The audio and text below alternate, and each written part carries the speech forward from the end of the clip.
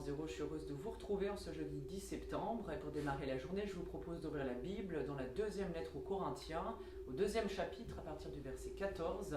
C'est les tout derniers versets, l'apôtre Paul se lâche un peu. On va le dire, il nous confie, il nous partage comment être sur la voie pour suivre Jésus-Christ, lui qui a la victoire finale. Loué soit Dieu car il nous entraîne sans cesse dans le cortège de victoire du Christ. Par nous, il fait connaître le Christ en tout lieu comme un parfum dont l'odeur se répand partout. Nous sommes en effet comme un parfum à l'odeur agréable, offert par le Christ à Dieu. Nous le sommes pour ceux qui sont sur la voie du salut et pour tous ceux qui se perdent. Pour les uns, c'est une odeur de mort qui mène à la mort, pour les autres, c'est une odeur de vie qui mène à la vie. Qui donc est qualifié pour une telle mission ? Nous ne sommes pas comme tant d'autres qui se livrent au trafic de la parole de Dieu, au contraire parce que c'est Dieu qui nous a envoyés. Nous parlons avec sincérité en sa présence et en communion avec le Christ. Ainsi donc, pour être qualifié pour la mission d'apôtre, nous dit Paul, eh bien, il faut marcher d'abord à la suite du Christ.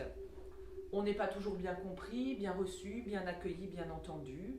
En tout cas, d'après lui, un apôtre authentique se laisse d'abord et vraiment guider par Dieu. Et il ne se laisse pas impressionner et ne fait pas tout pour son propre intérêt. C'est à cela que l'apôtre Paul nous met en garde, à nous qui ne sommes pas comme tant d'autres, nous dit-il.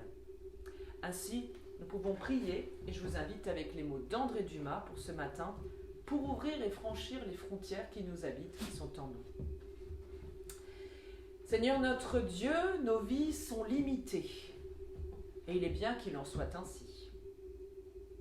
Nous n'avons qu'un tempérament dont nous constatons les réactions, les remontées. Nous n'avons qu'un métier. Progressivement, nous avons acquis de l'expérience et de l'aisance.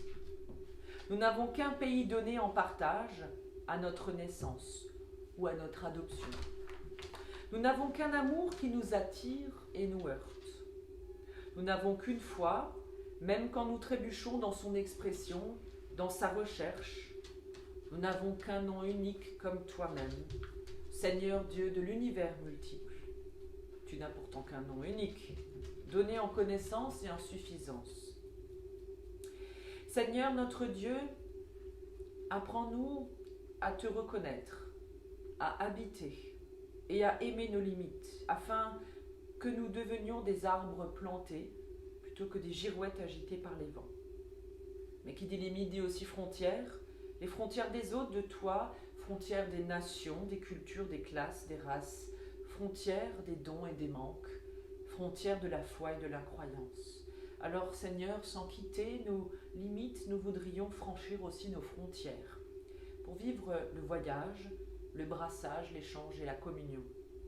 Nous voudrions aller là où nous porte non pas notre origine, mais comprendre ce que notre formation nous donne, non pas à saisir, faire ce que nos habitudes ignorent, oublient et parfois méprisent. Nous voudrions, Seigneur, faire comme toi, toi le Dieu unique d'un peuple unique, qui est pourtant aussi le Dieu qui abat toutes les barrières, qui envoie jusqu'aux extrémités de la terre, oui, nous voudrions franchir nos frontières avec toi. Donne-nous, Seigneur, ainsi, non pas de nous dépasser prétentieusement, mais d'aller là où nous raidissons dans nos vies. Donne-nous d'aller là où nous avons besoin d'aimer, là où nous nous recroquevillons, de nous lier là où nous nous refusons. Donne-nous la force et la joie de franchir l'infranchissable en chacune de nos vies. Amen. Je vous souhaite une très bonne journée avec beaucoup de joie et dans la grâce de Dieu. Je vous dis à demain matin pour la prière du petit-déj.